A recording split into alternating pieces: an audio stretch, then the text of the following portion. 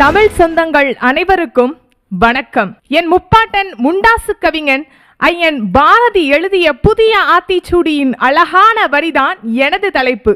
பெரிதினும் பெரிதுகேள். இதைத்தான் வள்ளுவரும் சொன்னார், உள்ளுவதெல்லாம் உயர்வுள்ளல் என்று. நம் எண்ணமும் சிந்தனையும் உயர்வாக இருக்க வேண்டும் என்று நம் முன்னோர்கள் விரும்பினர்.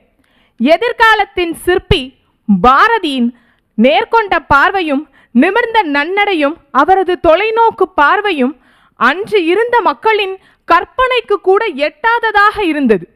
அப்படி பாரதி பெரிதாக என்ன கேட்டுவிட்டார்? சிங்கள தீவினுக்கோர் பாலம் அமைப்போம், சேதுவை மேடுயர்த்தி வீதி சமைப்போம், வங்கத்தில் ஓடி வரும் நீரின் மிகையால் மையத்து நாடுகளில் பயிர் செய்வோம்.